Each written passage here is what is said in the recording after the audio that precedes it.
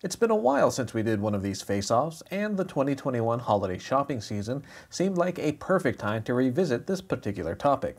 Specifically, how do some of the various options within Roku's streaming device lineup fare against each other? We've got hardware that regularly retails for $30, vying for your attention, alongside products that near or exceed $100 in price, all within Roku's current streaming device lineup. So what are you actually getting for that money? Or conversely, what are you sacrificing if you opt for a more affordable device? If you're trying to decide on the best streaming gift for that special someone, or for yourself, we're not judging here, then this is the video for you. This is Roku versus Roku. Now before we move on, yes, we're also planning on a similar video that details Amazon's lineup of Fire TV devices. So if you're trying to choose the right Fire OS device, stay tuned for that video in the very near future. For this video though, we're keeping our focus solely on the house of Roku, including several of the company's current streaming choices at a variety of price points. So let's see what we're dealing with here. The current Roku lineup. Now, we don't have every single variant of every single device Roku currently sells on hand, but we do have a sizable collection, and it represents a wide array of price points within the company's current arsenal. So let's have a look at our lineup for today. At the budget end of things, we have the 1080p Roku Express, which normally retails for around $29.99, although you might find it available for $19.99 or so during the holidays. And yes, since this is on the more affordable end of the spectrum, you should not expect the latest bells and whistles. In fact, the Express tops out at 1080p resolution rather than the 4K output of higher-end devices, so definitely keep that in mind if you're browsing for budget-focused streaming options. For not a whole lot more money, there's the Express 4K Plus, which unsurprisingly ups the maximum resolution support to 4K and usually retails for $39.99. This particular device was released in the spring of 2021, so it's a relative newcomer to the streaming device field, and it represents a balance of sorts between price and features, though we'll get into more details about each of those topics soon. Next up is the Streaming Stick 4K, which was released just a few months ago. And this one takes the earlier Streaming Stick Plus offering and adds better performance and a more robust feature set into the familiar travel-friendly package. And it usually retails for $49.99, though again, keep an eye out for sales.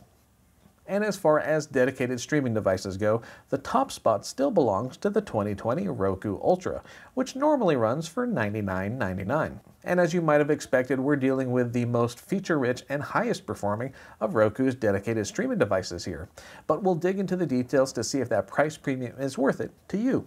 And we also have one of Roku's 2-in-1 audio solutions in-house. It's the Roku Stream Bar, and it combines the convenience of a traditional soundbar with built-in Roku streaming hardware, so you can theoretically upgrade both the audio and streaming capabilities of an old TV with one compact device. The Stream Bar retails for $129.99, though we have seen it discounted down to $79.99 for the holidays, so heads up there. And beyond the regular Stream Bar, Roku's also happy to sell you a larger model, now known as the Stream Bar Pro. This is essentially a rebranded version of the older Smart Soundbar, but the idea is still the same. We don't have this particular model on hand, but if you're curious, it's usually available for $179.99. So now that you know which streaming devices we're spotlighting here, let's dig in to some of the specs, comparing hardware specs and features. Okay, it's time for a chart, so here we go. And as you scan through the various stats and features, I think it's pretty clear that you'll generally see more impressive and more extensive features and support the higher up you go on the pricing ladder. And that trend continues on up to the top of the line Ultra, which, compared to the more affordable options on this list, offers more RAM for theoretically better performance, Dolby Atmos support, a USB port for local media playback, and a more advanced remote control in the box. One exception to that rule, however, is the Stream Bar, which can't match the streaming specs of some of Roku's other higher-end gear. Of course, a lot of that $130 price tag is wrapped up in the speaker portion of the Stream Bar, but it's worth pointing out how it compares to other current Roku offerings. And as you check out this comparison chart, it's definitely worth considering the type of display you're intending to use with any of these streaming devices. If this purchase is destined for a 1080p TV and price is a major concern, you might want to concentrate on the more affordable options, though the higher-end 4K capable devices would also work just fine. Conversely, if you're looking to use one of these in conjunction with, say, a 4K TV with Dolby Vision HDR support, it might be worth the extra cash to pick up one of the Roku streamers that supports the HDR standard. In short, it pays to keep your actual use case in mind when weighing which device is right for you or that special someone. Performance benchmarks. In addition to the different feature sets these devices offer, you should expect varying levels of overall performance depending on which one you choose. Now, to be clear, even the cheapest option in Roku's lineup should do just fine as an everyday streamer. But if you're interested in getting to your apps quickly and being able to switch between apps without a whole lot of waiting, these benchmarks should be useful. So for our Roku test, we fire up a series of apps and test how quickly each device can get those apps up and running.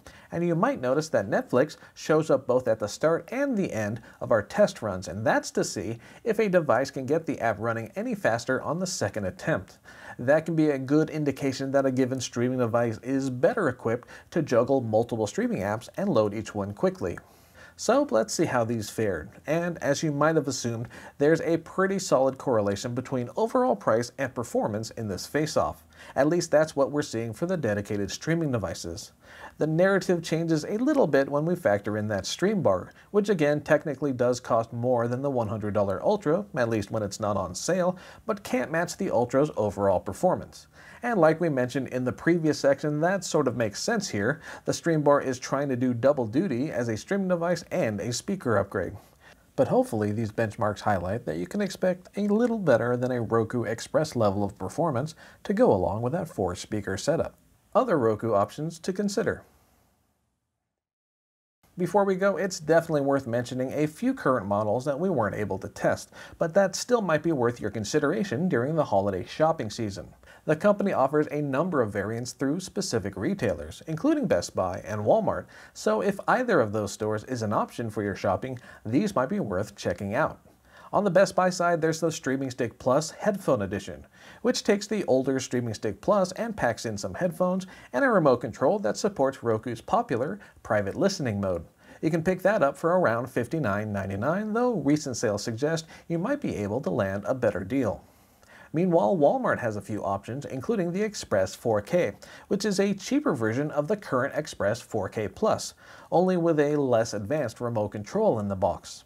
The Ultra LT rings in at a cheaper price than the current Ultra and cuts a few features, including built-in Dolby Atmos support and that USB port for local media playback.